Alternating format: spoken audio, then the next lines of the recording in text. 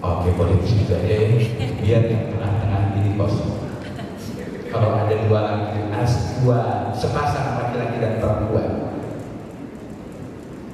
di suatu ruangan, maka yang ketiganya adalah, nah itu makanya nggak ada yang menuduh karena takut dibilang setan. Geng, luar biasa.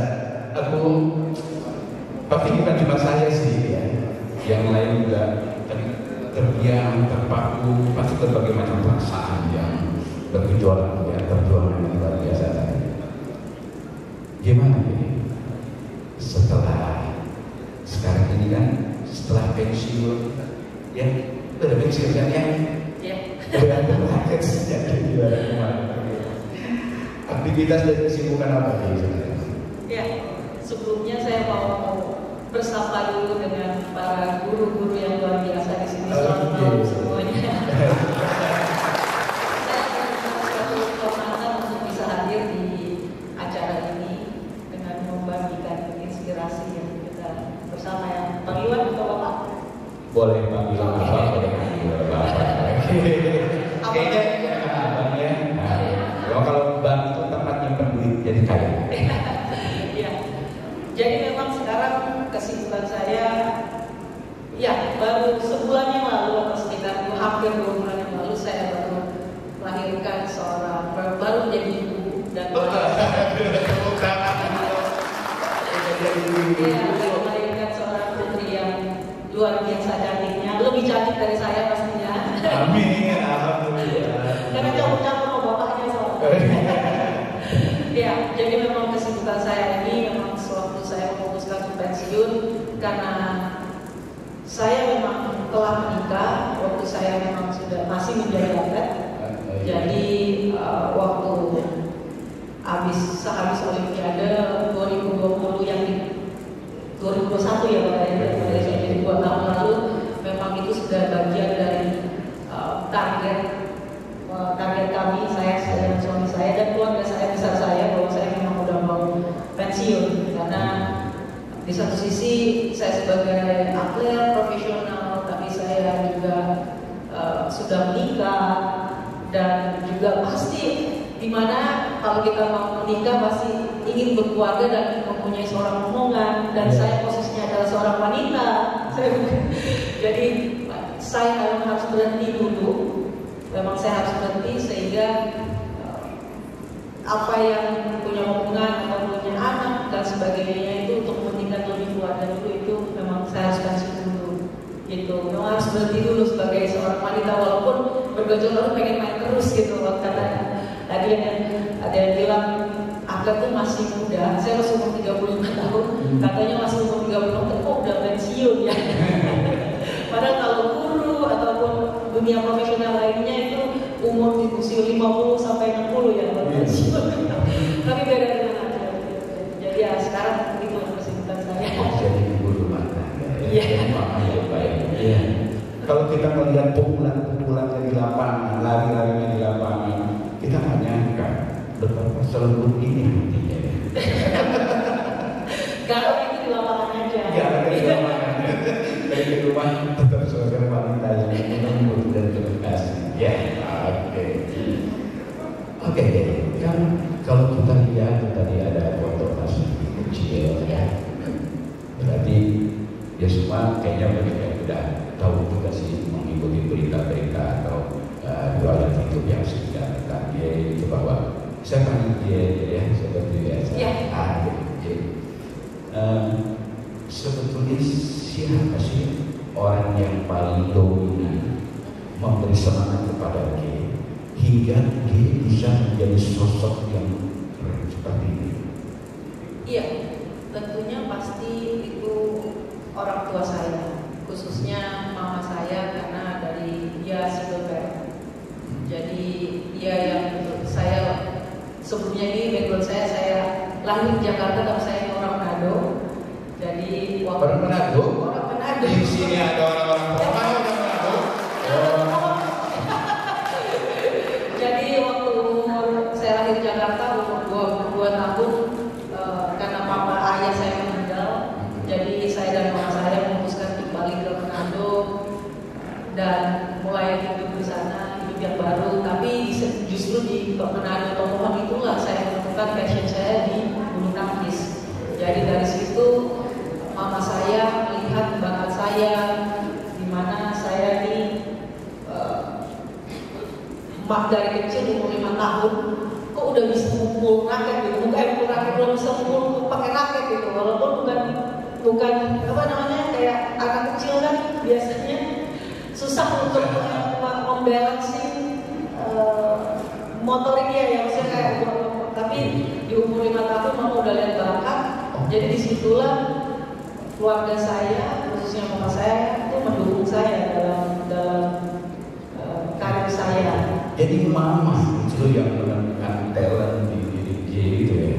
Iya, memang ada beberapa keluarga juga yang lain di sekitar saya, seperti dulu ayahnya dia mungkin pemain, salah satu mantan pemain profesional juga bulu tangkis. Jadi di situ juga dia bilang, wah kamu punya bakat nih, tolong kamu harus setiap hari latihan bulu tangkis dan sebagainya.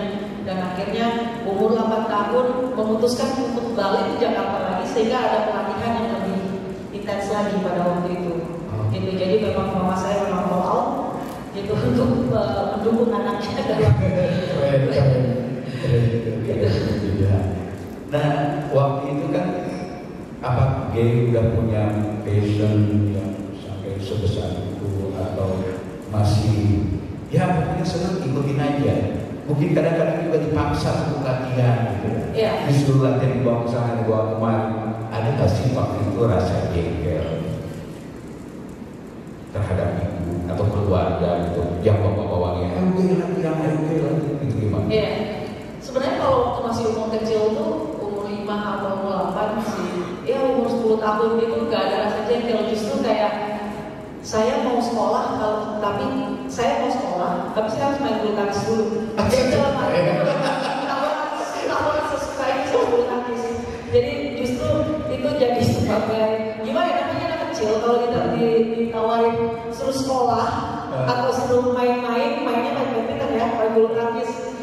Ya saya akan pilih main-main dan main bulu tangkis. Ya namanya juga anak kecil ya, maklum dia main dulu di sini.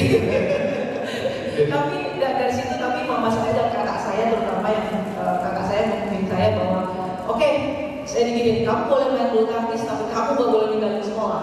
Jadi kayak dikasih tantangan seperti itu. Jadi saya okein dan saya setujukan. Terus habis itu umur 8 tahun baru pindah ke Jakarta sambil main bulu tangkis juga sambil sekolah. Tapi yang lebih makin tadi sesuai pertanyaannya, ada rasa jengkelnya itu mungkin bukan kepada orang tua atau kepada keluarga atau pada pembina, tetapi kepada ekspektasi diri saya sendiri. Target makin saya besar nih kan umur 13 tahun, mungkin lama dewasa saya banyak masuk pelatnas, terus ternyata kok di karir ini saya kalah terus, gagal terus. Nah, ekspektasi itu yang membuat saya jengkel sama diri saya sendiri, pada akhirnya ekspektasi saya sendiri. Itu yang membuat tuntutan diri saya sendiri yang kadang yang bikin saya kesel. Kesel sama diri sendiri. Gagal ya ekspektasinya itu. Iya betul. Nah, sebetulnya kan pada masa-masa seperti itu, di mana remaja-remaja lain masih asik kesana kemari, artinya gaul lah itu kan. Yeah. Sementara Gay sendiri justru udah berjuang kayak gitu. Apakah pernah membandingkan diri kamu dengan orang lain itu, dengan remaja-remaja lain seusia dewasa? Jujur pada saat itu saya bukan membandingkan kepada orang lain, karena saya udah tahu konsekuensinya ketika saya udah kasih komitmen. Mama saya kasih tahu, kita kalau ke Jakarta kamu harus komitmen. Jadi saya dari kecil udah diajarkan oleh orang tua saya bagaimana berkomitmen dalam memilih jalan hidup tanpa disadari. Wah itu kayak gede banget, tapi ya sesuai bahasa anak-anak tentunya pada saat itu. Tapi disitulah tumbuh komitmen yang luar biasa ketika saya mulai menghadapi kegagalan, ternyata ini sulit dan sebagainya. Saya balik ke rumah, bilang, "Mak, saya udah menyerah aja," dan sebagainya. Mereka bilang, gak ada jalan balik. Kamu harus tetap ada stay di sini. Kamu udah milih di sini. Kita udah jauh-jauh, ibaratnya kalau dia bilang itu udah jauh-jauh dari Manado ke Jakarta. Gitu, apalagi zaman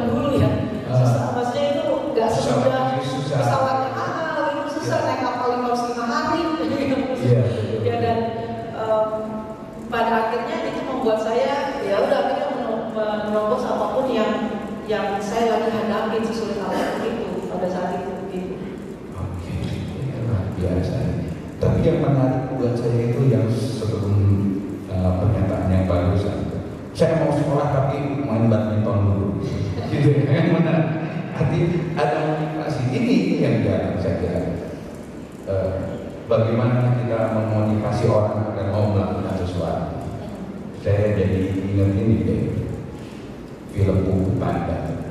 Si Panda itu kan gemuk tuh, susah banget dia bergerak dan dia malas sekali. Tapi dia hobinya makan mie.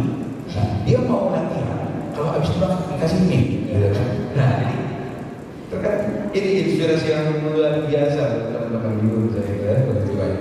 Oke, kita lanjut ya. Nah kan permainan bulu tangkis itu kan ada sikap, ada ganda campuran. Dan ganda putri. Nah ini sejak kapan G memilih untuk di ganda putri? Kenapa nggak di ganda campuran? Kenapa nggak di single? Ya. Jadi sewaktu saya memilih ganda putri itu saya di usia 13 tahun. Jadi di mana waktu saya 13 tahun itu saya sudah masuk asrama. Saya masuk asrama itu di umur 11 tahun. Udah jauh dari orang tua. Dan mama juga namanya anak yang masuk asrama deg-degan juga ya. Anak cewek lagi. Jadi udah jauh dari orang tua tapi itu jalan yang harus ditempuh. Sehingga saya di umur 13 tahun itu saya menemukan yang namanya clarity atau yang namanya kejelasan dalam berkarir. Saya tahu saya main bulu tangkis, saya dari umur 8 tahun mau jadi juara dunia, juara olimpiade dan sebagainya. Tetapi pada waktu saya 13 tahun, saya menemukan bahwa ternyata ketika saya belajar lagi di sekolah, dulu kan ada pelajaran sejarah ya, sejarah salah satu sejarah olahraga. Saya melihat Indonesia itu di olimpiade belum ada prestasi atau juara di ganda putri. Gitu. Dan kebetulan, bukan kebetulan sih menurut saya, karena ini di jalan itu pada saat sekarang gitu.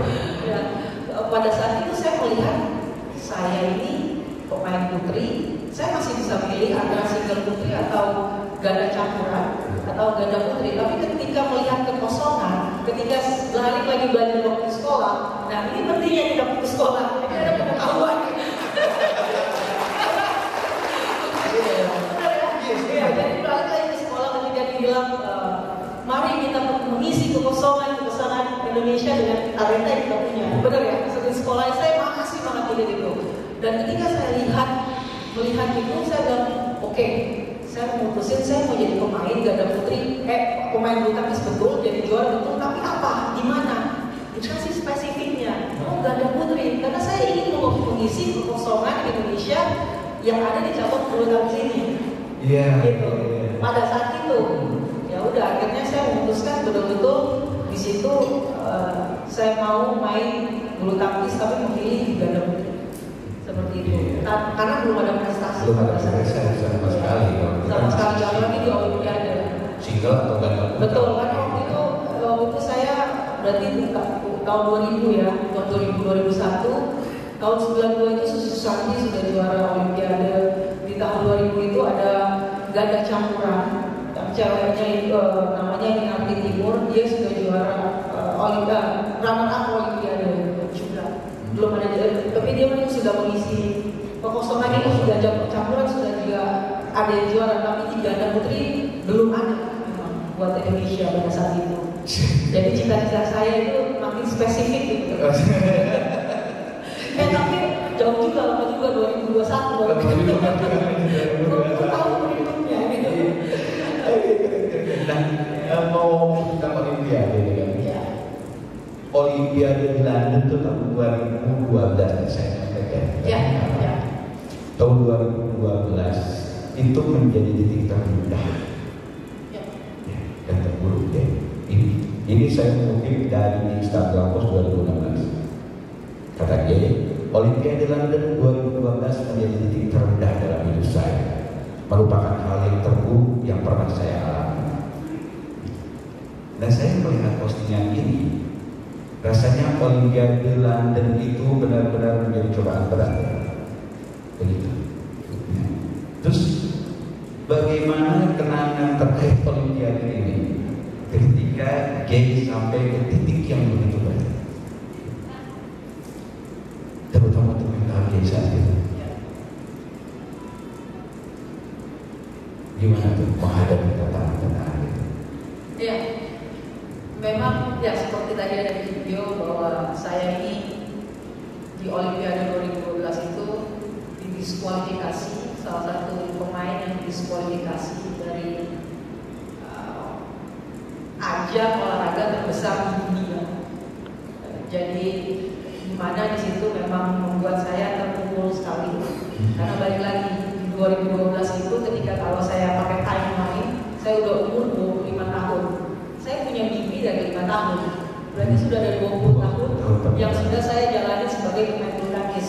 Yang hanya untuk cita-citanya jadi juara Olimpiade, jadi juara untuk mengharumkan nama bangsa, untuk bisa membangun bangsa Indonesia ini melalui cabang bulu tangkis. Betul ya? Tetapi yang parahnya adalah di 2012 itu saya didiskualifikasi. Didiskualifikasi itu mencoreng nama baik bangsa Indonesia ini. Jadi singkat cerita saya dikeluarkan dari atlet village, saya dicoret. Itu kenapa? Karena saya sebagian saya mau cerita di sini panjang sekali, tapi long story short itu karena ada sistem yang diubah oleh Badminton World Federation pada waktu itu, sehingga membuat kami sebagai atlet itu bisa memilih lawan. Tapi ternyata ya dengan begitu banyak drama juga dari negara lain gitu dalam mereka apa. Jadi itu membuat saya tuh dikiranya saya main sabun. Padahal untuk masuk Olimpiade itu kita tuh harus menempuh perjuangan yang luar biasa ketatnya. Dengan ya betul karena ya udah 26 gitu loh. Maksudnya hanya untuk bisa berprestasi di Olimpiade, untuk jadi Olimpian aja masih Olimpiade tuh orang yang qualified di Olimpiade aja itu luar biasa susahnya. Jadi udah bangga gitu, udah bangga. Apalagi kita jadi juara Olimpiadenya. Nah itu yang pada saat itu betul-betul ini apa saya salah kali mimpi saya ya? Apa saya bukan di jalur yang benar? Saya nggak ada di jalur yang benar nih. Apa saya mulai menyalahkan Tuhan pada saat itu? Mulai ini saya dikasih cita-cita tapi dari kecil udah benar-benar passionnya di bulu tangkis. Tapi kayaknya saya salah, udah harus muter balik nih, harus kemana nih saya gitu. Dan betul-betul saya tuh kayak seperti orang yang apa ya, kayak seperti yang namanya penjahat waktu itu pada saat itu. Karena saya pulang Indonesia, karena ini udah mencoreng nama baik Indonesia dan pulang Indonesia dengan saya udah di judge, dihakimi, harus saya di ban. Saya nggak boleh main bulu tangkis waktu itu di BWF waktu itu bilang di ban kita selama 2 tahun. Berarti itu tahun udah nggak ada karir lagi bulu tangkis pada saat itu. Tapi puji Tuhannya Indonesia masih ada kesempatan untuk saya untuk bisa balik lagi pada saat saya juga hanya sekitar 6 bulan pada saat itu sih. Gitu. Jadi itu yang betul-betul tragis banget ya. Artinya udah berjuang 20 tahun untuk naik ke atas, begitu mau sampai di puncak itu jatuh kan? Iya. Luar biasa. Yang bikin saya ini bukan hanya ini nama saya sendiri, tapi nama baik Indonesia. Jadi jelek sekali pada saat itu. Iya. Ya saya nggak tahu apakah Bapak Ibu Ragu di sini pernah mendengar kasus itu, tapi ya boleh di Google sekarang, boleh sampai konsorsium pun para sponsor juga pada diminta gitu. Iya, ada yang mau sama saya. Ada yang mau baca. Oke, jadi itu luar biasa. Kalau saya juga seperti itu, artinya karena diskualifikasinya dia tidak diizinkan untuk bermain secara nasional, apalagi internasional. Tapi apa yang membuat dia untuk memutuskan tetap di dunia badminton, dan apa yang membuat dia bangkit kembali dan memutuskan itu? Ya,